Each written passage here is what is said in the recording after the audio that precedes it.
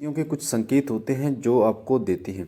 और जब आप पूजा पाठ करते चले जाते हैं कई महीनों तक, तो वो संकेत आपको प्राप्त होते हैं, जिन संकेतों से आप ये जान सकते हैं कि कोई देवी शक्ति आपका साथ दे रही है। कई बार आपकी कोई गाड़ी खराब हो जाती है या किसी मुसीबत में आप फंस जाते हैं और आप प्रार्थना करते हैं कि हे भगवान मुझे इस मुसीबत से निकाल दे, तो आप देखते हैं कि कुछ मिनट बाद आपकी वो मुसीबत जो है वो ख़त्म हो जाती है। ये मेरा स्वयं का अनुभव है। एक बार हम बाबा मोहन राम के मंदिर में जा रहे थे, और पहले जब हम जाते थे जिस रोड से जाते थे, क्योंकि बाबा मोहन राम के मंदिर पे जाने के लिए भिवाड़ी जो है, भिवाड़ी से होते हुए जाना होता है। भिवाड़ी मिलकपुर में राजस्थान में बाबा मोहन राम का मंदिर है, और सोहना से होते हुए जाना होता है। तो हम लोग ट्रकों में जाते हैं, जैसे वहाँ पे जब ट्रक सबसे ज़्यादा चलते हैं तो ट्रक वाले को हाथ दे दिया तो उसने बिठा लिया, उसको 20 रुपये दे दिए, इस तरीके से। तो एक ट्रक वाले ने हमें बीच उसमें छोड़ दिया जहाँ पे कुछ नहीं था, इधर भी जंगल था इधर भी जंगल था। तो उस टाइम पे काफ़ी देर हो गई, और फिर बाबा भोलेनाथ से प्रार्थना करी थी, बाबा मोहन राम से मैंने प्रार्थना करी थी, मम्मी ने प्रार्थना करी थी, बहुत पहले की बात है।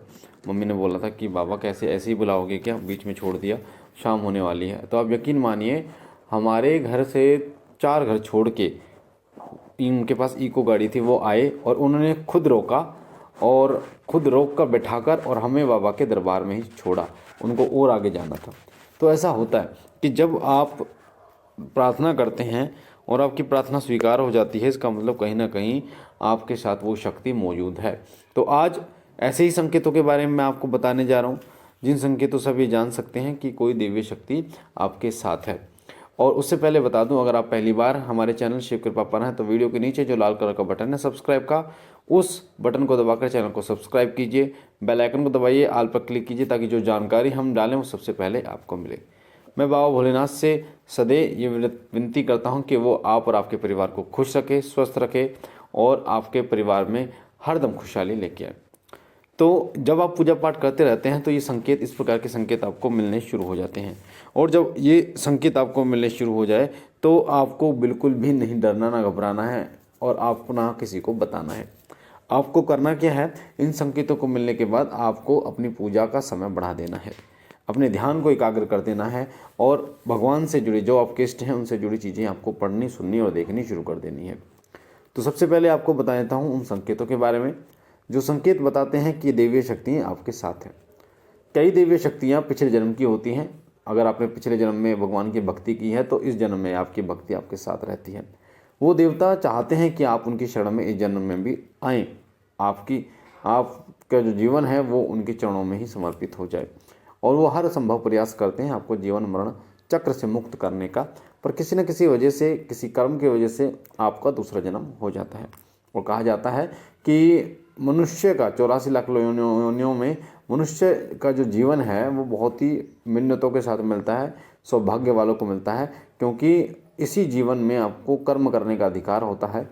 आप अपने जीवन को तो बदलते ही हैं, अन्य लोगों के जीवन को भी पूर्ण रूप से बदल सकते हैं, उनको भी शिवलोक की प्राप्ति करा सकते हैं।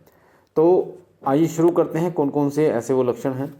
सबसे पहला लक्षण होता है कि जब भी आप पूजा करते हैं तो आपको उबासी आती है, बड़ी बड़ी उबासियाँ आती हैं, ऐसा लगता है कि रुकने का नाम नहीं ले रही हैं। और इसी प्रकार से जब आप भगवान का नाम सुनते हैं, अपने इष्ट का नाम सुनते हैं, तो आपकी आंखों में आंसू आ जाता है, आपके रोंगटे खड़े हो जाते हैं, आपको उनको देखने को मन करता है, आप उनका चेहरा, जो आपके इष्ट हैं, अपने फ़ोन के वॉलपेपर पे उनका चेहरा लगाते हैं, उनका फ़ोटो लगाते हैं, आप अपने घर के मंदिर में फ़ोटो लगाते हैं, अपने घर में फ़ोटो लगाते हैं, और आपको ऐसा लगता है कि मैं उन्हीं को देखता रहूं। आपके मन में सदैव उनका ध्यान चलता रहता है। आपको एक अजीब ही, बहुत ही सुंदर आपको एक खुशबू महसूस होती है, कई बार आपके आसपास तो कई बार आपके घर के मंदिर में आपको वो खुशबू महसूस होती है। और ये खुशबू कोई और नहीं होती, ये देवी देवताओं की ही होती है, शक्तियों की होती है। कई बार वो देवता अपने दूतों को भेजते हैं, अपनी शक्तियों को भेजते हैं, और उन शक्तियों से भी यही खुशबू आती है। अगला है वो है कि व्यवहार आपका उस हिसाब से हो जाता है जिस हिसाब से आपके इष्ट का होता है। आपका चरित्र का निर्माण आपका उस हिसाब से हो जाता है। जैसे हनुमान जी की सेवा करने वालों का जो चरित्र है वो हनुमान जी की तरह बन जाता है, उनके गुण उनके अंदर आने शुरू हो जाते हैं, जैसे ब्रह्मचर्य का पालन करना, और कई लोग ऐसे होते हैं जो अपने शरीर का रख रखाव बहुत अच्छी तरीके से करते हैं, सत्य बोलते हैं, भक्ति में, श्री राम भक्ति में रहते हैं, तो ऐसा चरित्र जो है उनका बन जाता है।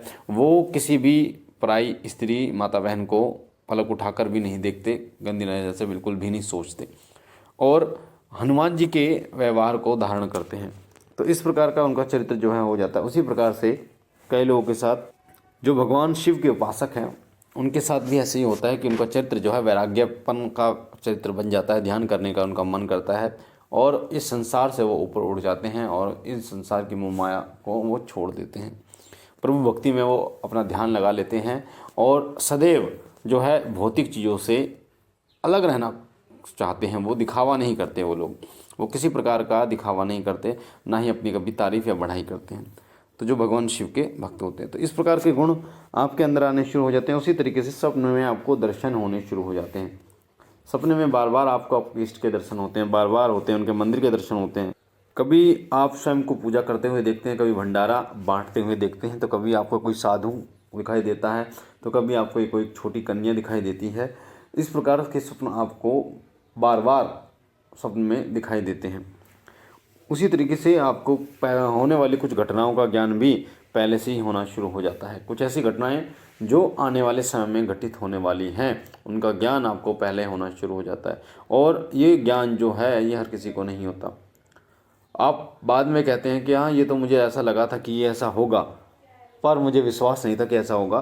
तो वो सब उन देवी शक्तियों के कारण होता है। वो देवी शक्तियाँ आपको आभास कराती हैं, संकेत देती हैं, ताकि आप इन चीज़ों को समझ सकें, उन संकेतों को समझ सकें कि वो शक्तियाँ आपके साथ ही हैं।